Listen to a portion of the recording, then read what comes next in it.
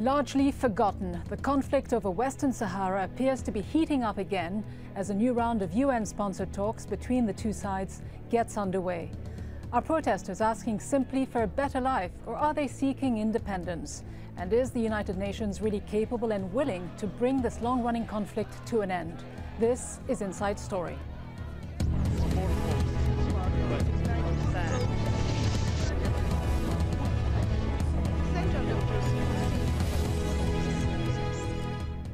Hello and welcome to the program. I'm Rida Fakhri. At least 7 people were killed and many more were injured when Moroccan forces raided a protest camp near Western Sahara's main city of Laayoune, which is under the military control of Morocco.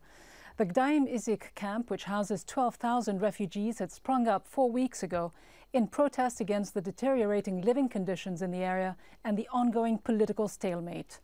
The clashes are believed to have been some of the worst in the territory, which is a former Spanish colony that has been under Morocco's partial military control since 1975. Rabat says the territory should come under its sovereignty, while the Polisario Front, which fought a guerrilla war with Morocco for years, insists on a UN referendum that would enable the Sahrawi people to choose between autonomy, independence, or integration with Morocco. The violence came shortly before another round of talks between Polisario representatives and Moroccan senior officials began in the United States. But this is just the latest in a series of rounds to resolve the two sides' differences. The latest move, proposed by Morocco, is an ongoing attempt to resolve the Western Sahara issue. In 2007, with the backing of the UN, both parties were invited to start talks. But 4 rounds of formal negotiations went virtually nowhere. The UN mediator, former US diplomat Christopher Ross, then proposed informal discussions. Both groups met again in August 2009 in Austria. These talks were described as frank and deep. Well, let's discuss all of this with our guests in London, Lamine Bali, Polisario representatives in the United Kingdom. In Rabat, political analyst Mustafa Khalfi. He's also a researcher at the government-run Mohammed V University. And in London, Stefan Simonowitz, a journalist who's written extensively on Western Sahara for British newspapers The Guardian and The Independent.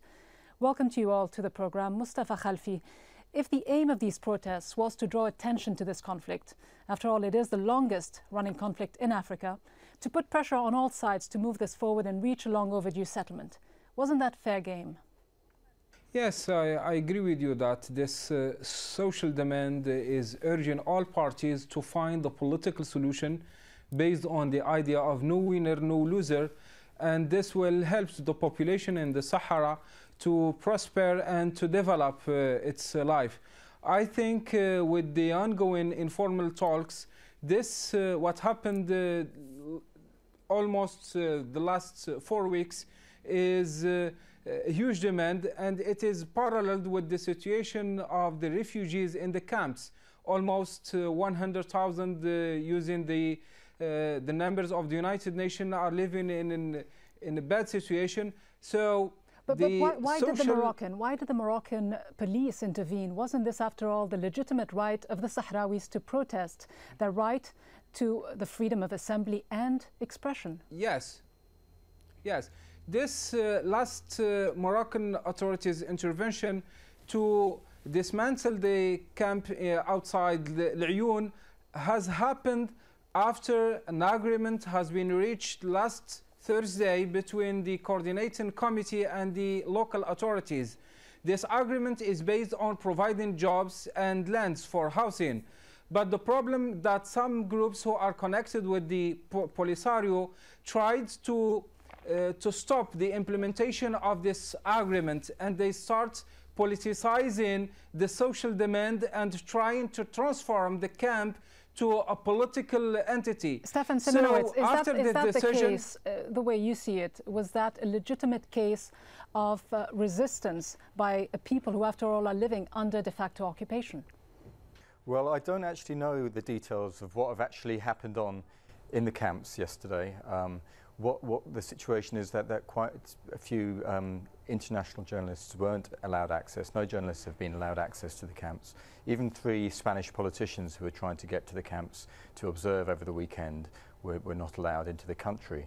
So I can't really comment about the actual detail of what happened. But what I can say is that this situation is a expression of the frustration and the tragedy of the situation, which has gone on for 35 years without resolution. And what I do fear is that this could be the start of a more violence. We've seen violence spreading to Laayoune, rioting in the streets. Some of that frustration which has been built up, and the frustration with the diplomatic process, which again has been unsuccessful in implementing international law in Western Sahara, because let's be clear here, there's a very clear breach of international law, firstly with the separation of the country by the Spanish, then the invasion by the Moroccans in 1975, which has been ongoing despite over 100 UN resolutions, despite an opinion from the International Court of Justice. And therefore there's an incredible frustration. It's very frustrating that the talks that were meant to be happening in New York today and yesterday have been delayed, but it's inevitable when clashes like this happen that having talks about talks in an atmosphere of mutual respect and understanding isn't going to be possible. Lamine and Bali, that's the tragedy of this situation. Well, let me turn then to the representative of the Polisario Front. Lamine Bali, what led to these latest clashes? Was it a good time for these tensions to simmer and boil over, or should they have been peaceful protests that did not lead to clashes? What was the main trigger there?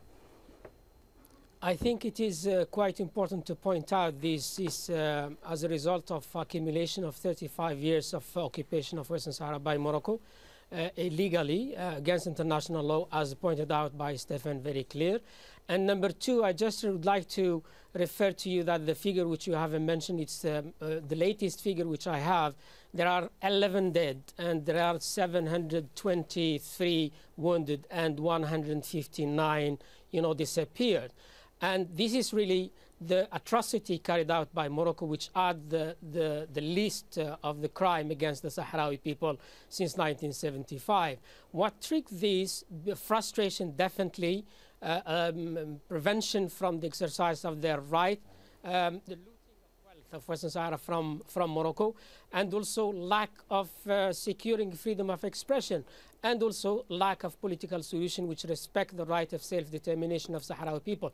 You know very well that United Nations have dispatched a mission called MINURSO since 1991, and since then they try to organize a referendum promised by UN by which the people of Western Sahara will express their right of self-determination to choose between independence or integration with Morocco or autonomy. But in any way, Morocco prevent United Nations from doing so, and people, they're just fed up. Let's ask then Mustafa Khalfi. King Hassan II, in fact, accepted the idea. He signed on to the idea and the principle of self-determination.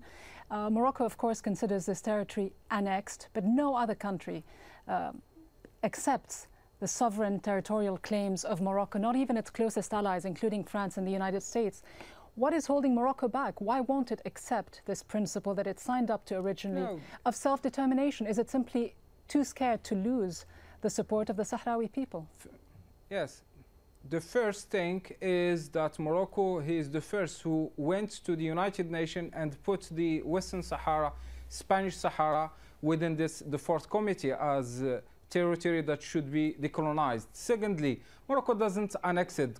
There was an agreement between Spain and Morocco and Mauritania in 1975, and this agreement, the Madrid agreement, led to that Morocco become the authority, the administrative authority of this area. Thirdly, the most important thing that Morocco, until now, the idea of organizing a referendum, he agreed with it. But what should be the question of this referendum?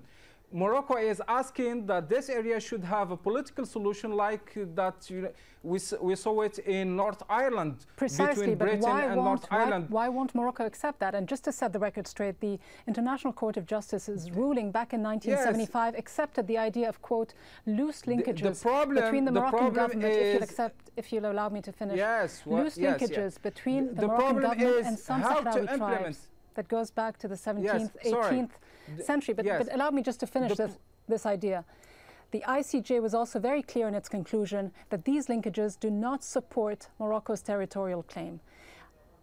I have to go here to Lamine Bali to ask about what the Polisario Front is doing about this, and whether it is changing its tactics by taking the fight now to the interior of Moroccan-controlled Western Sahara. Well, let me point out also that the Court of Justice is very clear in its verdict. You know, they say they call for the right of self-determination of the Sahrawi people. And your guest from Morocco tried to refer to the tripartite agreement. This tripartite agreement is completely unaccepted, and it is not supported by any international law. It's trying to divide Western Sahara between Morocco and Mauritania. And if Morocco claimed Western Sahara as a part of Morocco, why he did accept to divide it with Mauritania and vice versa for Mauritania? Number two, I think what's happening that Morocco is very selective in its expression to justify its illegal occupation to Western Sahara. And also in the last verdict by the legal advisor of United Nations, Hans Corell, 2002, confirmed that the people of Western Sahara need to have and should have and have the right to exercise of the right of self-determination in free will into the United Nations supervision. What's happening now? Morocco tried to dictate the fait accompli. They try to say, take it or leave it autonomy. That is not, it's unfair, it's contradictory with international law. It is not going to be accepted neither politically or in any other circumstances. What we have asking now, we are asking that, you know, of course we are taking into consideration the concern of Morocco, the preoccupation of Morocco. We say, okay, let's go to the referendum. If referendum come up with independence, we will go with a privileged relationship with Morocco, and we will talk about all aspects and how we can go, how can we be a good neighbor to Morocco? Fair point. How can two states in Western Sahara, and also when it comes to the tactic. Hold on if you would. Mustafa Khalfi, if this is indeed Moroccan territory, as the Moroccan government says, why then did Morocco initially agree to a referendum on self-determination, and why is it now seemingly changing the goalposts? Is it scared of an unfavorable outcome if the referendum took place? No. We need to understand why the United Nations failed to implement the referendum. For almost 10 years they tried and they failed. There is a deep problem related to who is the people who are eligible to vote. The Polisarios, they didn't accept a lot of tribes. They come up with at least 150,000 of the people who are against the list of the voters. This is the first problem. But there have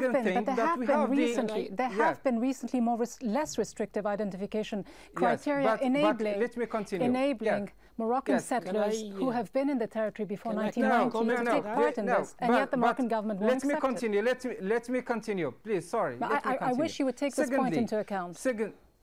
Why has the Moroccan government insisted on refusing this while some Moroccan settlers who've been in the territory before 1918 would be eligible to take part in the referendum? So let me answer to your question. Let me answer to your question. The answer is easy. Now there is an ongoing negotiations, and this negotiation should come up by the end how to organize a referendum. The questions, the people who are going to vote should be the outcome of these negotiations. Morocco has presented a proposal. Many international states said that it's a serious credible. So it's within the table. And Morocco is asking Polisario to be credible in these negotiations. This is the reality. So we are not, Morocco, it's not escaping from finding a political solution, but what's the content of this political solution? Stefan Simonowitz. The third thing. Let's get Stefan Simonowitz's point of view on this. Is part of the problem also the fact that the United Nations has not been willing to forcefully push a settlement to this issue? After all, how difficult would it have been for the UN, with all of its resources, to organize a referendum? We're not talking about millions of people in Western Sahara. We're talking about, at the most, 500,000 people. Has the UN been complicit in this as well? Well, I wouldn't like to say that. What I would say is that it is a technical issue, and the UN does need to step up its efforts here. But as well as the technical side, there needs to be the political will on both sides. And if one side refuses or complains about voter registration each time, as happened before with the Baker Plan, I think there were 30,000 complaints about voters, or it just became impossible to carry out the election. So MINURSA needs to do that, but it is about enforcing UN resolutions as well. When Saddam Hussein invaded Kuwait, UN passed resolutions which they enforced. When they've passed over 100 resolutions and those about Western Sahara which haven't been enforced. it's a difficult situation, and both sides do need to sit around the table. One of the key issues as well as to why international pressure hasn't really been brought to bear, why this issue has been forgotten so much, is also about the fact that the Western nations are benefiting from the resources of Western Sahara, again against international law. Phosphates from Western Sahara are a huge, important part of industrial agriculture across the world. And also there's oil and gas. There's also the fisheries agreement that the European Union has signed with Morocco, which allows us to fish those waters off Western Sahara, again against international law, which states that non-self-governing territories should have their resources kept for the population of that place. So can there be any so solution in sight? I think the UN does have a responsibility. But can there be any solution in sight as long as the major powers, in this case France and the US, are, as you suggest, happy with the status quo, as long as, in many ways, like the Israeli-Palestinian conflict, the major powers aren't willing to exert enough pressure on the side that controls the territory militarily, in this case Morocco? Well, it is changing. I mean, the status quo you're talking about is shifting very rapidly, as we see even with these riots and killings, casualties that happened the last few days. And I think with this issue becoming an international issue, there will be a urgency. And it reminds me a bit, I was working for the ANC back in the anti-apartheid struggle, and that period before the ANC and Nelson Mandela were liberated was a very difficult period. That was the state of emergency period, and you often see this in conflicts like this.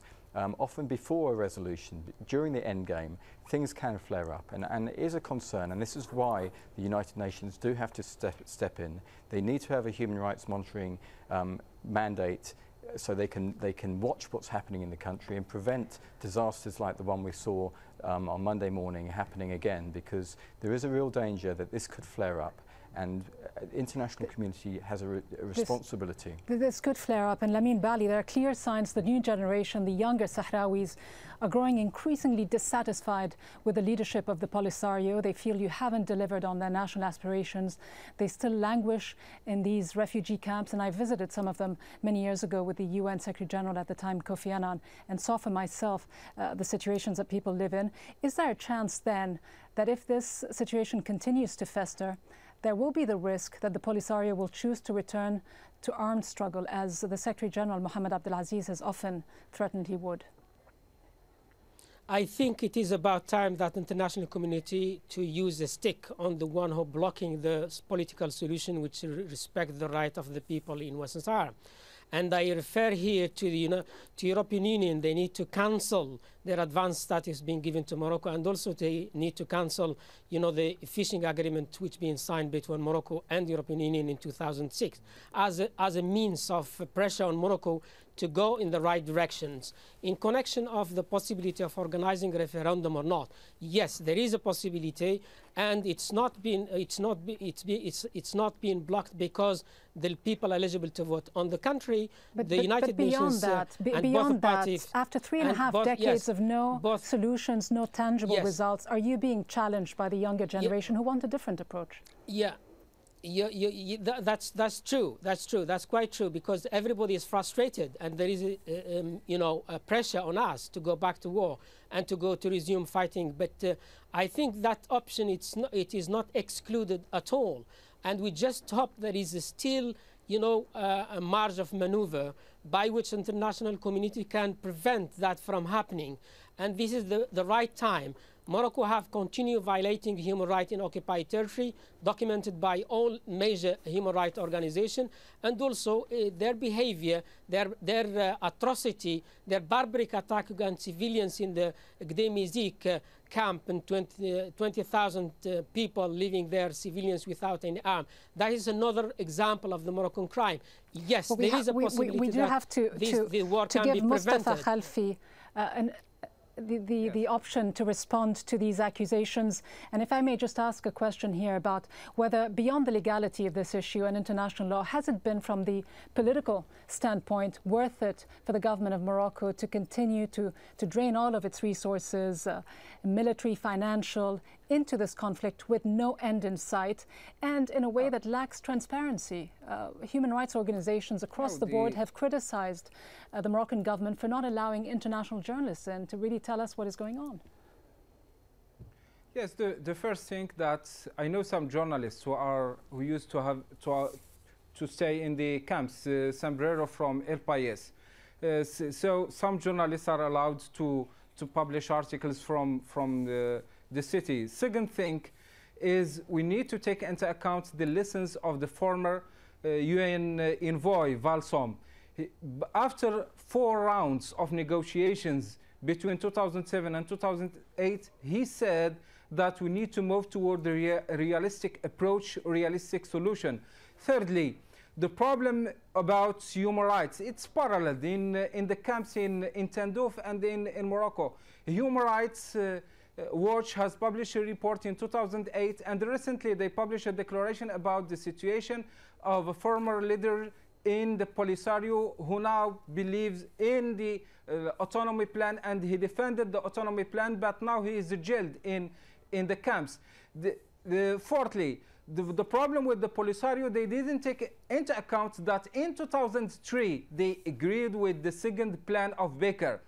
The first plan Baker, they refused it. So they have this idea of putting the large autonomy as a possible solution to this problem. So this is the fourth. The fifth thing that we need to take also into account, that what, as you may see in the photo from the city of Laayoune, that we didn't see a peaceful protest against Morocco. We see some violent activities that people who are connected with the Polisario try to do it. So it's not an issue of Stefan, well, let me just bring in Stefan Simonowicz for the final word on this. What is the end game, Stefan? Well, that remains to be seen, but it's interesting you talk there about the cost, and I think as we've seen here, it's the human cost of the people, the Sahrawis who are living there, but also the Moroccans, the Moroccan servicemen have been killed, and also the cost for the financial cost to Morocco of occupying the country, as well as the political cost, as well as the reputational cost on the international stage, because Morocco has an important role to play in the world stage, and this situation, which is a blight upon its record, is getting worse. And I think the end game will only come when there is international pressure, that when there are outcries not just from our governments, because it's too important an issue to be left to the politicians, but an outcry across the world from people saying, look, this has gone on for too long, this needs to be stopped right now. And we'll have to leave it there. And thanks to all our guests in London, Lamine Bali, in Rabat, Mustafa Khalfi, and in London, Stefan Simonowicz. And thank you for watching. We do welcome, as always, your comments and suggestions. You can email them to us at insidestory@aljazeera.net. From all of us here, thanks for watching.